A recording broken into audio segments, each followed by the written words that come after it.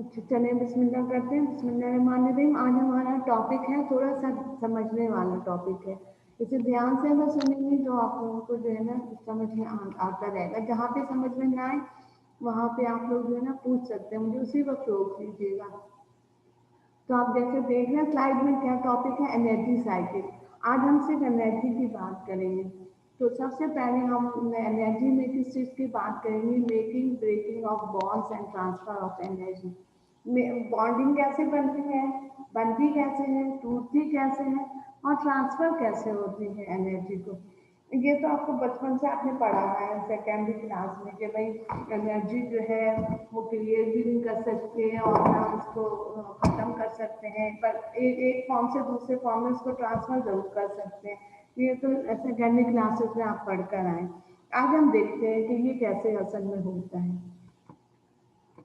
देखिए एनर्जी की सबसे पहले हम देखेंगे एनर्जी को साइंस कैसे डिफाइन करता है। तो energy is defined as the ability to do work. काम करने की जो एबिलिटी है, साइंस उसको एनर्जी कहता है। अच्छा, तो ability to do work is energy. तो हमें ये भी देखना होगा कि भाई फिर वर्क क्या चीज़ है। तो वर्क की डिफिनेशन ना यहाँ पे थोड़ी सी ना मुख्तलिफ है। किससे मुख्तलिफ है? उससे मुख्तलिफ है जो हम जानते हैं कि काम क्या। अभी मैं बैठ के आपको पढ़ा रही हूँ, तो ऐसे तो मैं कहूँगी कि मैंने बहुत काम किया, मैंने क्लास कंडक्ट की है, लेकिन साइंस के हिसाब से कोई काम नहीं किया है। स्पेशली अभी कोई काम नहीं कर रही हूँ। क्यों? क्योंकि मैं बैठ के लेक्चर दे रही हूँ। तो वर्क को जो है ना साइंस डिफाइन करता है कि ये मल्टीप्लिकेशन प्रोडक्ट है फोर्स और डिस्टेंस का। अगर कोई फोर्स किसी बॉडी पे लगे और कुछ डिस्टेंस कवर हो तो हम कहेंगे वर्क है। जैसे मैं अपने बारे में बोल रही हूँ कि भाई अभी मैं 2 घंटे की क्लास लूँगी, लेकिन साइंस के हिसाब से कोई काम नहीं होगा। वजह क्या है? क्योंकि अभी मैं ऑनलाइन क्लास में हूँ, तो मैं खड़ी भी नहीं हूँ, बैठ के क्लास ले रही हूँ, डिस्टेंस कवर नहीं कर रहे हैं, फोर्स भी नहीं है, अपना ऐसे बोलने का फोर्स लग रहा है, बोल रही हूँ और बैठी हुई हूँ, डिस्टेंस कवर नहीं हुआ, डिस्टेंस में जीरो आ गया, तो इसका मतलब है काम नहीं हुआ। तो साइंस कहता है कि काम उस वक्त होता है जब किसी बॉडी पे कोई फोर्स लगाए और उस फोर्स लगाने के नतीजे में बॉडी कुछ डिस्टेंस कवर करे। अगर डिस्टेंस कवर किया है तो वर्क हुआ है, डिस्टेंस कवर नहीं हुआ है तो वर्क नहीं हुआ। अच्छा, एंड ये बहुत इंपॉर्टेंट चीज़ है क्योंकि ये डिफरेंट है डेली लाइफ से। वर्क को हम लोग डेली लाइफ में ऐसे नहीं बोलते हैं। हम बैठ के खा रहे हो तब भी हम कहते हैं हम काम, हमने बड़ा काम किया, हमने खाना खाया है। तो डिस्टेंस कवर नहीं होगा तो साइंस के हिसाब से काम नहीं होगा। ये जहन में रखना है। ये वाला जो पॉइंट है ना, ये एमसीक्यूज के लिए। Work work is equal to force into distance. अच्छा, एनर्जी को अब हम कैसे मेजर करते हैं? तो ये मेजर करते हैं एक साइंटिस्ट के नाम पे, उसका नाम था जूल्स। जूल्स एक बंदा था, तो चूंकि उसने एनर्जी पे इतना काम किया तो उसको कंट्रीब्यूट कर, उसको अप्रिशिएट करने के लिए हमने उसको जूल के नाम से, जूल में मेजर करते हैं, या फिर कैलोरीज में भी आप मेजर कर सकते हैं। या पता है जो हम लोग डाइट कॉन्शियस लोग जो लोग हैं वो देख जानते हैं कि जब वो कुछ खा पी रहे होते हैं तो देखते हैं कि इसमें कितनी कैलोरीज है। ज़्यादा कैलोरीज तो नहीं है, ज़्यादा खा लूँगा, अगर कैलोरीज भी ज़्यादा है और ज़्यादा खा लेंगे तो जाहिर है फिर फैट डिपोजिशन बॉडी में होगी। तो ये समझ में आ गया कि एनर्जी को मेजर करेंगे जूल में या कैलोरीज में। वर्क क्या है? फोर्स और डिस्टेंस का मल्टीप्लिकेशन है। अगर डिस्टेंस कवर नहीं हुआ, अब सपोज करें एक कोई भारी सा ट्रक है, उस पर मैं वो फोर्स लगा रही हूँ कि थोड़ा सा मूव कर जाए, लेकिन वो मूव नहीं किया तो काम नहीं हुआ। साइंस के हिसाब से work is not done. Why? Although the force is applied but the distance is not covered. तो डिस्टेंस जीरो है। तो आपको पता है जब भी कोई भी कितना भी बड़ा नंबर हो, अगर आप उसको जीरो से मल्टीप्लाई करते हैं तो आंसर आपका जीरो ही आता है, तो वर्क जीरो हो जाएगा। और एनर्जी क्या है? Ability to do work. अब मेटाबॉलिज्म क्या चीज है? Metabolism is the sum of all the chemical reactions in a living organism. सादा सी जबान में अगर दिमाग में बैठाने के लिए अगर पूछेंगे कि मेटाबॉलिज्म क्या चीज है, तो आई वुड लाइक टू से कि मेटाबॉलिज्म एक तोड़ फोड़ जो बॉडी में हो रही होती है ना मेंटेन करने के लिए बॉडी को, वो है मेटाबॉलिज्म। जो भी टूट हो रहा, टूट फूट हो रहा है, कुछ बन रहा है, कुछ टूट रहा है, वो सारा प्रोसेस कलेक्टिवली कहलाता है मेटाबॉलिज्म। तो अब मैंने इसमें दो वर्ड यूज किया, टूट फूट। तो भाई टूट फूट को हम साइंस में क्या बोलेंगे, एनाबॉलिज्म और कैटाबॉलिज्म। एनाबॉलिज्म में क्या होता है, एनाबॉलिज्म में anabolism larger molecules like protein और जो है ना ये फॉर्मेशन होती है एनाबॉलिज्म में लार्जर मॉलिक्यूल्स की। और on the other hand catabolism क्या होता है, ब्रेकिंग होते हैं। एनाबॉलिज्म मेकिंग होता है लार्जर मॉलिक्यूल्स की, जैसे प्रोटीन। प्रोटीन कैसे बनता है, लार्जर मॉलिक्यूल लेंगे तो अमाइनो एसिड, एक एक अमाइनो एसिड ज्वाइन होता जाएगा और प्रोटीन बनता चला जाएगा। कैटाबॉलिज्म क्या है, ब्रेकिंग प्रोसेस है, यानी टूट का प्रोसेस है। तो कैटाबॉलिज्म में break apart molecules to simpler form. तो यहाँ पे जैसे सपोज करने कैटाबॉलिज्म हो रहा होगा तो प्रोटीन जो है वो ब्रेक डाउन होगा अपने सिंपल फॉर्म में। It means protein break down होगा अमाइनो एसिड में। ठीक है, तो metabolism is of two types, one is called anabolism, another is called catabolism. Anabolism अगर हम समझना चाहें आसान जबान में तो ये बनने का प्रोसेस है, और कैटाबॉलिज्म जो है टूटने का प्रोसेस है। एनाबॉलिज्म में क्या बनता है, लार्ज मॉलिक्यूल बनता है, जैसे कि प्रोटीन है, अमाइनो एसिड कंबाइन होकर प्रोटीन बनते हैं। कार्बोहाइड्रेट, ग्लूकोज मॉलिक्यूल, ग्लूकोज के मॉलिक्यूल्स कंबाइन होते हैं और फिर जो है ना बड़े बड़े कार्बोहाइड्रेट मॉलिक्यूल जैसे ओलिगोसैकराइड और पॉलीसैकराइड फॉर्म होते हैं।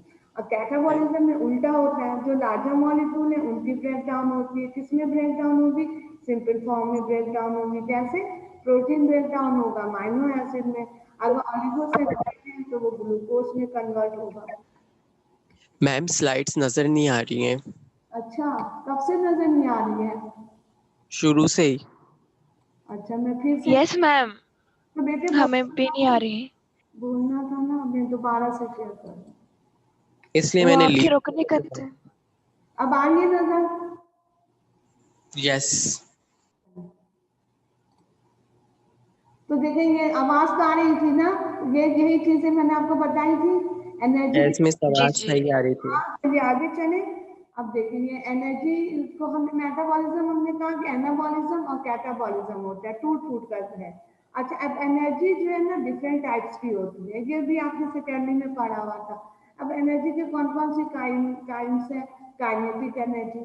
काइनेटिक एनर्जी अगर बोले ना तो समझिए कि कोई बॉडी अगर मूवमेंट में है, मोशन में है, तो उसके अंदर एक ही एनर्जी होगी और वो एनर्जी होगा kinetic energy. Kinetic energy different types की फिर हो जाएंगे, जिसमें मैकेनिकल एनर्जी, जितनी भी मशीन्स में जो भी एनर्जी है वो mechanical energy. Tidal energy, turbine और जनरेटर एनर्जी। टाइडल एनर्जी जो समुद्र पे आप देखते हैं, जो हम पिकनिक पे जाते हैं तो अगर हम खड़े हों अपनी जूती उतार के नेचुरली, तो अब देखिए वेव्स आती हैं तो कितनी सख्त उसके अंदर एनर्जी होती है।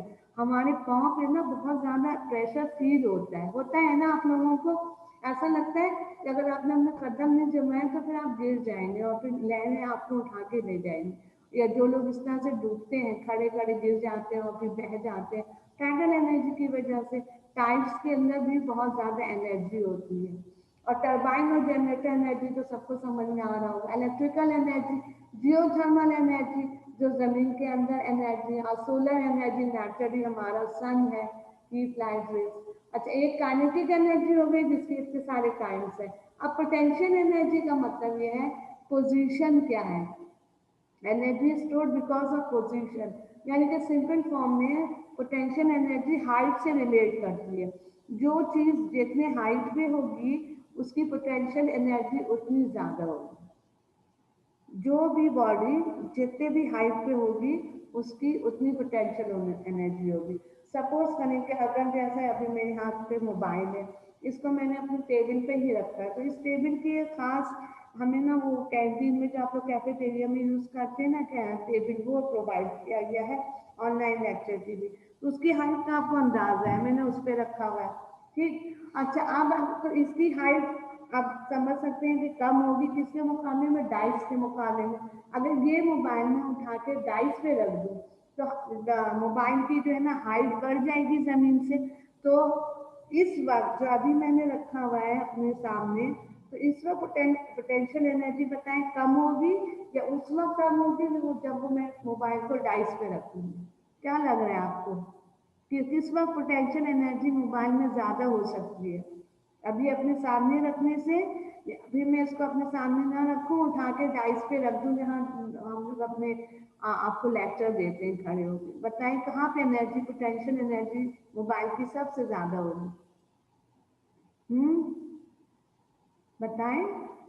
देखिए पोटेंशियल एनर्जी क्या होता है, हाइट के हिसाब से होता है, जितनी ज्यादा हाइट उतनी ज्यादा पोटेंशियल एनर्जी। तो अभी जैसे मैंने आपको मिसाल दिया कि पोटेंशियल एनर्जी टेबल पे है, इस तो टेबल की हाइट कम है ना, आपके कैफेटेरिया की टेबल की हाइट कम है ना आपके डाइस से। आपको मेरी आवाज आ रही है? Yes ma'am. तो अभी देखिए आपके कैफेटेरिया के टेबल पे मैंने मोबाइल रखा हुआ है अपना, तो इसकी हाइट कम है ना डाइस के मुकाबले में, डाइस की हाइट ज्यादा है ना। तो अगर मैं डाइस पे रखूंगी तो मेरे मोबाइल की पोटेंशियल एनर्जी ज्यादा हो जाएगी। लेकिन अभी मैंने अपने सामने इस कैफेटेरिया वाले डाइनिंग टेबल पे रखा है, तो इसकी पोटेंशियल एनर्जी कम है ना।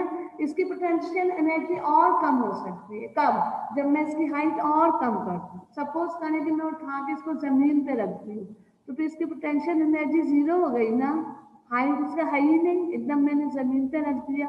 तो पोटेंशियल एनर्जी हाइट की वजह से आता है और काइनेटिक एनर्जी मोशन की वजह से आता है। अगर एक बॉडी मूव कर रही है तो उसमें सिर्फ एक एनर्जी है और वो एनर्जी है काइनेटिक एनर्जी। और एक बॉडी जितनी ज्यादा हाइट पे होगी उसकी उतनी ज्यादा पोटेंशियल एनर्जी होगी।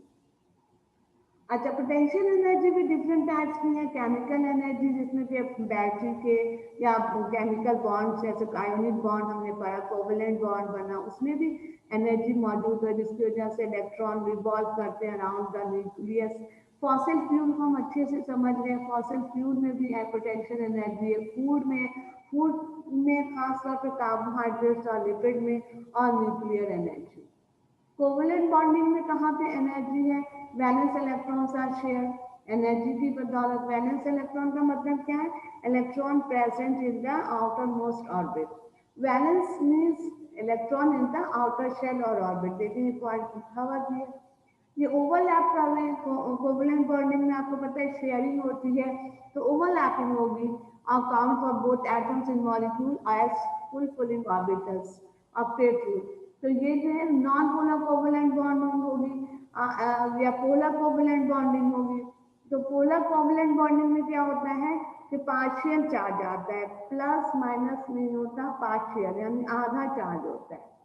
अच्छा, आयोनिक बॉन्डिंग हम जानते ही हैं कि इसमें electrons either they are gain और they are loss, transfer of electrons take place, और ट्रांसफर होने की वजह से इलेक्ट्रॉन के चार्ज आता है, एटम पे चार्ज आता है। That's why we don't call atom we call it ion. Ion कहते हैं क्योंकि एटम के ऊपर चार्ज आ जाता है। एटम तो एटम बोलेंगे तो उसका मतलब है वो न्यूट्रल है, लेकिन आयन जो है उसमें चार्ज आ जाता है, तो हम उसको एटम के बजाय आयन कहते हैं। अच्छा, हाइड्रोजन बॉन्डिंग आपको पता है कि उसमें जो है ना एक ही एटम इलेक्ट्रॉन होता है, तो इस तरह से वाटर जो है ना स्पेशल प्रॉपर्टीज रखता है क्योंकि इससे पार्शियल चार्ज आता है। एनर्जी लिविंग सिस्टम में कौन कौन कहाँ कहाँ है, क्योंकि हम बायो पढ़ रहे हैं तो हम ये देख रहे हैं कि एनर्जी हमारी लिविंग सिस्टम में कहाँ कहाँ पे। तो कहाँ कहाँ पे तीन तरह से हमारे पास केमिकल एनर्जी के फॉर्म में है, मेटाबॉलिज्म के फॉर्म में है, और कार्बन साइकिल के फॉर्म में है, और ट्रांसफरिंग एनर्जी के फॉर्म में। अब इसको वन बाय वन देखते हैं। केमिकल एनर्जी, सबसे पहले केमिकल एनर्जी। केमिकल एनर्जी क्या होता है? most things break down over time, constant input of energy to keep things bonded like proteins and organized concentration। तो ये किस टाइप की एनर्जी को हम कहते हैं? Chemical energy. तो organism use and store energy in chemical bonds of organic compounds, और all energy in organic compounds comes from the सन।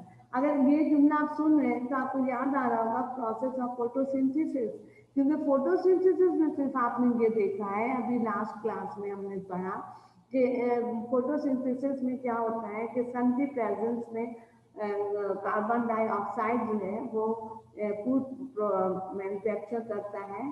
तो ये केमिकल एनर्जी की फॉर्म है। जितनी भी फूड है ना उसमें जो एनर्जी प्रेजेंट होगी वो होगी केमिकल एनर्जी। अच्छा, सोलर एनर्जी, ये केमिकल एनर्जी हमें कहाँ से मिलता है? सोलर एनर्जी जो सन से है वो प्लांट्स में जाता है, प्लांट्स प्रोड्यूस करता है और फिर इस तरह से ऑर्गेनिक कंपाउंड बनता है। ऑर्गेनिक कंपाउंड मतलब क्या? ग्लूकोज। क्योंकि आप फोटोसिंथेसिस का रिएक्शन देखें आप, उसमें क्या बनता है? कार्बन डाइऑक्साइड और सन एनर्जी मिलके जो है ना जो C6H12O6 ग्लूकोज बनाते हैं। तो ग्लूकोज का मतलब शुगर, ऑर्गेनिक कंपाउंड है शुगर। अच्छा, तो ये कौन से प्रोसेस में होता है? फोटोसिंथेसिस में। अच्छा, तो जो लोग फोटोसिंथेसिस करते हैं उनको ऑटोट्रॉफ्स कहते हैं। ऑटोट्रॉफ्स का मतलब क्या? ऑटो का मतलब क्या होता है? ऑटो का मतलब खुद से ऑटोमेटिक, हमने कहा मेरी घड़ी ऑटोमेटिक है, इसका क्या मतलब है? कि मुझे इसमें चाबी नहीं देना पड़ेगा, ये खुद ब खुद चलती रहेगी।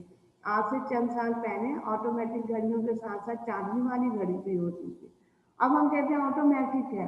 इसी तरह से ऑटोट्रॉफ्स वो ऑर्गेनिज्म होते हैं जो अपना फूड खुद प्रिपेयर करते हैं। तो कौन अपना फूड खुद प्रिपेयर करता है? Food plants. ग्रीन प्लांट्स अपना फूड फूड प्रिपेयर करते हैं, वो किसी से लेते नहीं है। अच्छा, अब जो लोग ऑटोट्रॉफ्स नहीं है तो वो कौन से वो लोग कहलाएंगे? वो हेट्रोट्रॉफ्स कहलाएंगे, जो कि अपने फूड रिक्वायरमेंट के लिए दूसरे पे डिपेंड करते हैं। जैसे कि हम अपने आप को कह सकते हैं कि हम हेट्रोट्रॉफ्स हैं। हम हेट्रोट्रॉफ्स कैसे हैं? भला हम तो किचन में खुद खाना पकाते हैं, लेकिन हम खुद तो पकाते हैं, तो हम सब्जी पका रहे हैं तो सब्जी कहाँ से आई? प्लांट से आई ना। हम गोश्त पका रहे हैं तो गोश्त कहाँ से आएगा? हम चिकन पका रहे हैं तो चिकन तो गोश्त है। मैं कहूँगी कि नहीं, हम तो प्लांट तो नहीं पका रहे, चिकन पका रही हूँ, लेकिन चिकन ने क्या खाया? प्लांट खा के चिकन बनी ना। तो इसका मतलब है कि हेट्रोट्रॉफ्स वो ऑर्गेनिज्म है जो अपनी फूड रिक्वायरमेंट के लिए दूसरे पे डिपेंड करते हैं, दूसरे ऑर्गेनिज्म पे डिपेंड करते हैं। जैसे हम लोग इसकी बेस्ट एग्जाम्पल है। On the other hand autotrophs होते हैं। ऑटोट्रॉफ्स, ऑटो से याद रखिएगा, ऑटोमेटिक से, तो आपको ना डिफिनेशन इतना रखने की जरूरत नहीं पड़ेगी, आप खुद से लिख कर आ जाएंगे। ऑटोट्रॉफ का मतलब है वो ऑर्गेनिज्म, चाहे वो प्लांट्स हो चाहे वो एनिमल्स हो, बस ऑर्गेनिज्म हम कहेंगे वो ऑर्गेनिज्म जो अपना फूड खुद प्रिपेयर करते हैं, किसी से लेते नहीं है, खुद प्रिपेयर करते हैं अपना फूड। और on the other hand heterotrophs depend on autotroph for their food requirement. अच्छा, फूड मॉलिक्यूल्स क्या है? Food molecules basically simple way में फ्यूल है हमारे लिए। फूड हम नहीं खाते तो हम जो है ना लेजी होते जाते हैं, रोजों में हमें अच्छे से इसका एहसास होता है। अवतार के वक्त तक जो है ना हमारी हालत गैर हो रही होती है, एनर्जी लेवल कम हो जाता है क्योंकि हमारे अंदर फ्यूल कम होता है। अब गाड़ी में जितना फ्यूल कम होगा गाड़ी उतनी ही स्लो चलेगी, और एक वक्त आएगा जब फ्यूल टैंक खाली हो गया तो गाड़ी आपकी खड़ी हो जाएगी, चाहे गाड़ी जितनी भी अच्छी हो। अच्छा, cell release energy from the chemical bond in this fuel. ये फ्यूल कहाँ से आ रहा है? आपने तो फूड खाया ना, आपने एक एप्पल खाया, वो आपको फ्यूल कैसे बना के दे रहा है? तो ये बोल रहे हैं कि वो ऐसे बना रहा है कि जो आपने फूड खाया उसमें जो केमिकल बॉन्ड है वो रिलीज कर रहा है एनर्जी। और we all know that we all the living organism, चाहे वो एनिमल हो चाहे वो प्लांट हो चाहे हमारी तरह कॉम्प्लिकेटेड एनिमल हो, चाहे एक माइक्रोस्कोपिक वायरस हो या बैक्टीरिया हो, सबको जो है ना एनर्जी की जरूरत होती है। अच्छा, अब ये तो हमने केमिकल एनर्जी की बात की, अब हम बात कर रहे हैं मेटाबॉलिज्म की। ये देखिए इसमें आप क्या देख रहे हैं? ये कौन सा प्रोसेस हो रहा है? कौन सा प्रोसेस हो रहा है? इस तस्वीर में क्या बताने की कोशिश की गई है? ये क्या है? सन है ना। सन जो है वो फोटोसिंथेसिस कर रहा है, और फोटोसिंथेसिस कर रहा है तो हमारे लिए फूड बन रहा है। ये देखिए वीट का प्लांट है, क्रॉप है, और ये एक दूसरा फूड है हमारा, ये ओरिजिनल फूड है। और इस ओरिजिनल फूड से हम बर्गर बना लें, हम बन बना लें, हम ब्रेड बना लें, हम जो चाहे बना लें। ठीक है, तो ये जो स्लाइड स्लाइड में लिखी हुई थी चीजें, उसी की ये ग्राफिकल प्रेजेंटेशन है, ताकि इसको देख के भी ना आपको अच्छे से आसानी से समझ में आ जाएगा। अब हम दूसरे पॉइंट में जा रहे हैं, कार्बन साइकिल। कार्बन साइकिल क्योंकि हम बहुत ज़्यादा पढ़ के आए हैं, इसलिए मैंने यहाँ पे इसको शॉर्ट वर्जन में लिखा है, क्योंकि डिटेल में तो हम करके आए हैं। अभी भी ये स्लाइड में आपके लिए कुछ इसमें नया नहीं होगा, everything we have already done. तो देखिए ये क्या है, ये कार्बन डाइऑक्साइड, ये फोटोसिंथेसिस का रिएक्शन है ना, जिसमें कार्बन डाइऑक्साइड और वाटर मॉलिक्यूल कंबाइन होते हैं in the presence of sunlight, और ग्लूकोज और ऑक्सीजन बनाते हैं, और ऑक्सीजन आपको पता है कि ये बाय प्रोडक्ट है। तो ये फोटोसिंथेसिस का रिएक्शन है। फोटो मीन्स लाइट, और सिंथेसिस का मतलब है टू मेक और टू क्रिएट। अच्छा, अब देखेंगे क्या है, एनर्जी कैसे स्टोर होता है। ये जो एनर्जी स्टोर होता है, हम इन टर्म्स ऑफ एनर्जी बात करते हैं, तो ये सोलर एनर्जी कहाँ से आया, सोलर एनर्जी सनलाइट से। हम अभी फोटोसिंथेसिस का प्रोसेस डिस्कस कर रहे हैं। तो सोलर एनर्जी में केमिकल बॉन्ड, और केमिकल बॉन्ड जो है वो शुगर है। केमिकल बॉन्ड क्या, ये C6H12O6। और केमिकल बॉन्ड जो है वो केमिकल बॉन्ड में एनर्जी होती है। एटीपी के बारे में आपको पहले भी बता दिया कि एटीपी जो है एनर्जी पैकेट्स होते हैं। इसके बारे में अगली लेसन में ना इसकी डिटेल होगी। अभी एटीपी समझना है कि एडिनोसिन ट्राइफॉस्फेट, इसका मतलब है कि ये एनर्जी के पैकेट्स होते हैं जो स्टोर हो जाते हैं, excess energy. ATP stand to do work in cells, energy transfer, energy conversion. Energy transfer कैसे होता है कि इसके हीट एनर्जी जो है, जो सन में लीव्स में एब्जॉर्ब कर ली, और फोटोसिंथेसिस किया, उसको एब्जॉर्ब करके उसने किसमें कन्वर्ट कर दिया, केमिकल एनर्जी में। तो एनर्जी जो हमेशा एक फॉर्म से दूसरे फॉर्म में ट्रांसफर हो जाती है, और इसको हम कहते हैं एनर्जी कन्वर्जन। अच्छा, अब मेटाबॉलिज्म की बात करें, मेटाबॉलिज्म और कार्बन साइकिल। तो metabolism involve using energy to build organic molecule. Metabolism का असल मकसद क्या है कि एनर्जी मॉलिक्यूल्स बना, एनर्जी ऑर्गेनिक मॉलिक्यूल बना। तो metabolism also involve breaking organic molecule to release their energy. जब जब हम एनर्जी ब्रेक डाउन करेंगे लार्ज मॉलिक्यूल को, तो नेचुरली जो है एनर्जी रिलीज होगा। तो ऑर्गेनिक मॉलिक्यूल्स कंटेन कार्बन, आपको पता है ऑर्गेनिक का मतलब ये है कि कुछ भी हो, उसके साथ कोई भी एलिमेंट हो, लेकिन उसमें लाजमी तौर पे कार्बन और हाइड्रोजन होगा। तो ऑर्गेनिक मॉलिक्यूल में जो है ना, कार्बन साइकिल जो है मेन इंपॉर्टेंट पार्ट है। Carbon cycle makes energy available to ecosystem. Carbon cycle आप अच्छे से पढ़ चुके हैं, आपको समझ में आ रहा होगा कि कार्बन साइकिल ही है जो इकोसिस्टम, इकोसिस्टम का मतलब है इन्वायरमेंट। अभी नेक्स्ट प्रेजेंटेशन इकोसिस्टम पे ही है। तो कार्बन साइकिल जो है ना, वो इकोसिस्टम की बेस है, पिलर है, मेन पिलर है। अब ये कार्बन साइकिल क्या क्या सप्लाई कर रहा है, हमें प्रोटीन सप्लाई कर रहा है, अमाइनो एसिड कर रहा है, कार्बोहाइड्रेट कर रहा है, सैकराइड्स कर रहा है। कार्बोहाइड्रेट बोले या सैकराइड्स बोले एक बात है। कार्बोहाइड्रेट कॉम्प्लेक्स मॉलिक्यूल है, उसका शॉर्टेस्ट फॉर्म क्या है, सिंपल फॉर्म है सैकराइड्स। नाइट्री प्रोटीन कॉम्प्लेक्स मॉलिक्यूल है, उसका सिंपल फॉर्म क्या है, अमाइनो एसिड। नाइट्री लिपिड्स, लिपिड्स कॉम्प्लेक्स मॉलिक्यूल है, उसका शॉर्ट फॉर्म क्या है, फैटी एसिड। नाइट्री न्यूक्लिक एसिड का शॉर्ट सिंपल फॉर्म क्या है, न्यूक्लियोटाइड्स। फोटोसिंथेसिस का आपको पता है, sunlight is used to convert stable carbon dioxide into glucose. और photosynthesis is done by plants और एल्गी। एल्गी आपको पता है पानी में होता है। पानी में अगर ग्रीन कलर नजर आ रहा है, जिसको हम उर्दू में काई बोलते हैं, तो असल में एल्गी है। यूनिसेलुलर ऑर्गेनिज्म है, एक्वेटिक ऑर्गेनिज्म है। Photosynthesis convert solar energy into chemical bond energy. वही चीजें हैं जो आप पढ़ चुके हैं, जो कि फोटोसिंथेसिस। ये देखिए फोटोसिंथेसिस का एक माइक्रोस्कोपिक स्ट्रक्चर, ये माइक्रोस्कोपिक स्ट्रक्चर, इसमें कुछ नहीं है। ये समझ, ये लीव्स हैं, क्लोरोप्लास्ट लिखा हुआ है ना, लीव्स हैं, ये लीव्स हैं, ठीक है। अच्छा, इस तरह से देखिए ये वही कार्बन डाइऑक्साइड फोटोसिंथेसिस का रिएक्शन हो रहा है। अच्छा, ये क्या, ट्रांसफरिंग एनर्जी। एनर्जी कैसे ट्रांसफर होता है, एनर्जी जो एक्सेस एनर्जी जो प्रोड्यूस हो जाता है, वो एटीपी के फॉर्म में स्टोर हो जाता है। Some energy release as heat, some energy from food stored in ATP. ATP को क्या कहते हैं, करेंसी कहते हैं, यानी ATP is stand for all cell work. ATP is adenosine and 3 phosphate, यानी ट्राइफॉस्फेट। 3 का मतलब ट्राई, तो एटीपी की सिंथेसिस कैसे होती है, ये एनर्जी मॉलिक्यूल की सिंथेसिस कैसे होती है?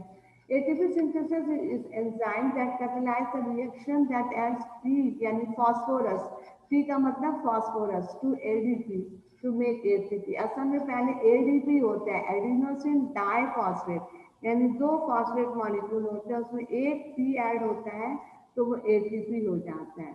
इसमें ड्यूअल फंक्शन यानी दो तरह का फंक्शन होता है, कैटलिस्ट भी है और ये प्रोटीन कैरियर भी है। ATP synthase moves hydrogen ion through membrane, hydrogen ion जो है ना वो मूव करती है सेल मेम्ब्रेन के थ्रू, और this generate energy to add phosphorus to ADP making it ATP. पहले ये एडीपी होता है, फिर एटीपी में कन्वर्ट होता है। लाइकली आप यहाँ देख सकते हैं एडीपी जो है वो कन्वर्ट हो रहा है एटीपी में, लाइक एनएडी जो है एनएडीएच में कन्वर्ट हो रहा है, हाइड्रोजन मॉलिक्यूल ऐड हो गया।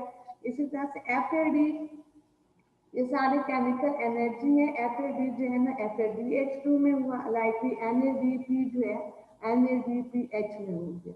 अच्छा, एनएडी का मतलब क्या है? एनएडी का मतलब है nicotinamide adenine dinucleotide, ये इसमें लिखा हुआ भी है।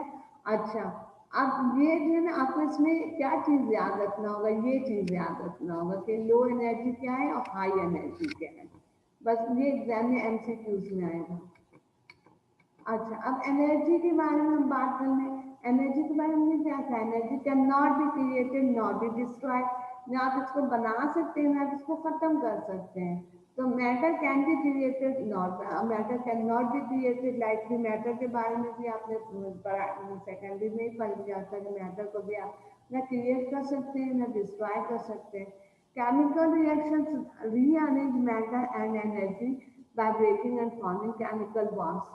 तो ये चेंजिंग कैसे होती है, एनर्जी कैसे ट्रांसफॉर्म होता है वन फॉर्म से दूसरे फॉर्म में, मैटर कैसे एक फॉर्म से दूसरे फॉर्म में कन्वर्ट होता है थ्रू केमिकल रिएक्शंस।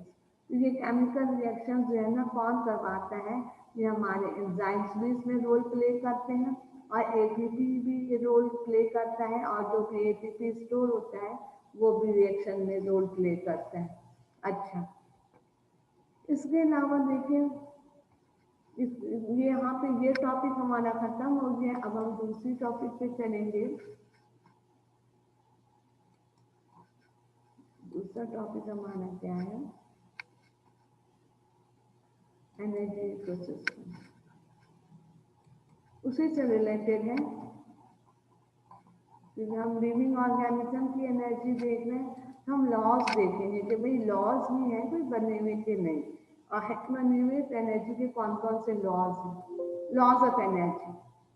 तो लॉज ऑफ एनर्जी में हम क्या देख रहे हैं कि energy flow in the ecosystem. Ecosystem का मतलब इन्वायरमेंट आपका। तो ऑल ऑर्गेनिज्म रिक्वायर एनर्जी, हमें सबको पता है कि सर्वाइवल के लिए हमें एनर्जी की रिक्वायरमेंट होती है। ग्रोथ है, मेंटेनेंस है, हमारी रिप्रोडक्शन है, लोकोमोशन है। अच्छा, hence for all our organisms there must be a source of energy or loss of usable energy। इसका मतलब है जब एनर्जी इतना लाजिम ठहरा लाइफ के लिए तो एनर्जी जरूर इधर उधर प्रेजेंट होगा। तो टाइप्स कितने होंगे एनर्जी के? हीट एनर्जी होगा, मैकेनिकल एनर्जी होगा जो ग्रेविटेशनल एनर्जी जिसको हम लोग कहते हैं, केमिकल एनर्जी जो कि मॉलिक्यूलर बॉन्ड में स्टोर है। अच्छा, ट्रांसफॉर्मेशन ऑफ एनर्जी कैसे? How is solar energy converted to chemical energy? ये कौन सा प्रोसेस है जिसमें सोलर एनर्जी केमिकल एनर्जी में कन्वर्ट हो रहा है? ये हमारा फोटोसिंथेसिस है, जिसमें के सोलर एनर्जी मतलब sun energy, sun energy chemical energy में कन्वर्ट होती है। कौन सी केमिकल एनर्जी? ग्लूकोज में कन्वर्ट हो रही है। How does this process include life as we see it on earth? तो हम कैसे देख रहे हैं फोटोसिंथेसिस को? We have already discuss this in our previous classes के फोटोसिंथेसिस जो है ना असल में हमारा बेस है हमारी फूड रिक्वायरमेंट का, क्योंकि यही जो है ना हम सबको जो है ना फूड सप्लाई करने का सोर्स बनता है। क्या लिखा हुआ? The transformation of energy from solar radiation to chemical energy and mechanical energy and finally back to heat and are a traditional topic of ecosystem ecology।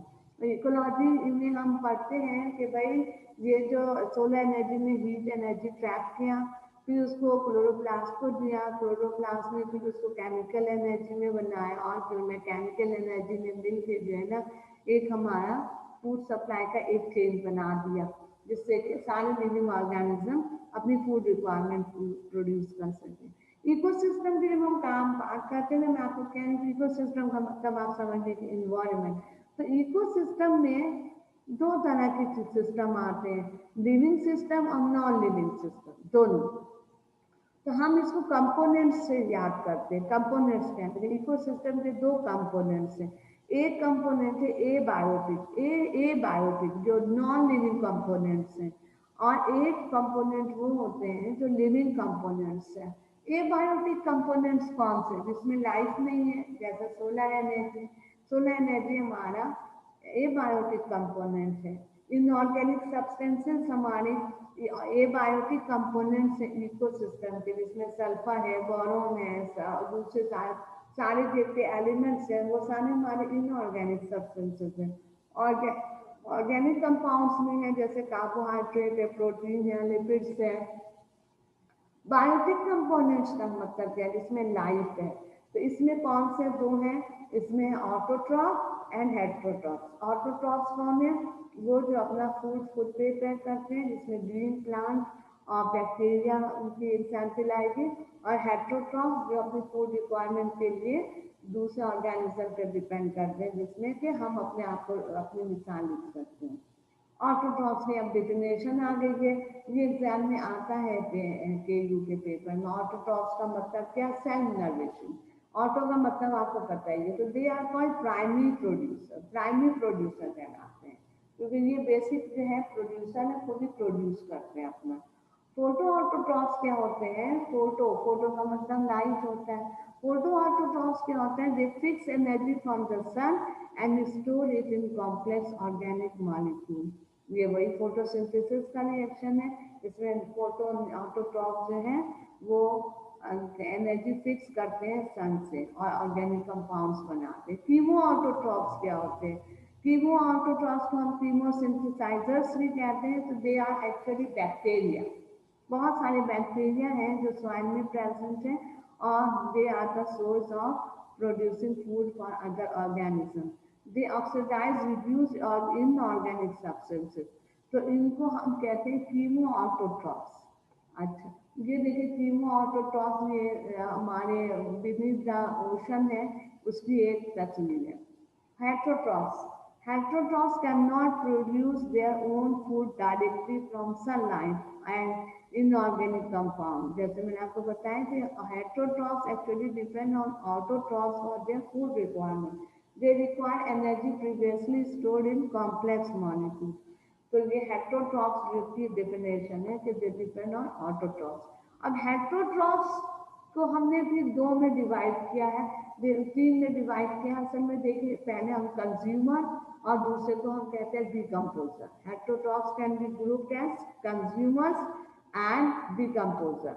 अच्छा, अब देखिए कंज्यूमर क्या होते हैं? कंज्यूमर फीड ऑन ऑर्गेनिज्म और particulate organic matter. Consume करना, consumer वो होते हैं जो फीड करते हैं। क्या फीड करते हैं? ऑर्गेनिज्म और particulate organic matter. Particulate organic matter का क्या मतलब? पार्टिकुलेट ऑर्गेनिक मैटर का मतलब होता है माइक्रोस्कोपिक ऑर्गेनिक ऑर्गेनिजम्स, जो माइक्रोस्कोपिक है, जो आपको नेचुरल आई से नहीं दिखती है। डिकम्पोजर्स क्या होते हैं? Decomposers utilise complex bonds in dead protoplasm. Decomposer उल्टा काम करते हैं। ये क्या करते हैं? कॉम्प्लेक्स बॉन्ड्स को जो है यूटिलाइज करते हैं अपने डेड प्रोटोप्लाज्म में, जिसमें बैक्टीरिया और फंजाई जो है ना मेन डिकम्पोजर कहलाते हैं। क्योंकि देखिए जो सड़ने गलने का अमल है वो बैक्टीरिया और फंजाई जो है वो ज़्यादा अच्छा करते हैं, because they are the decomposer.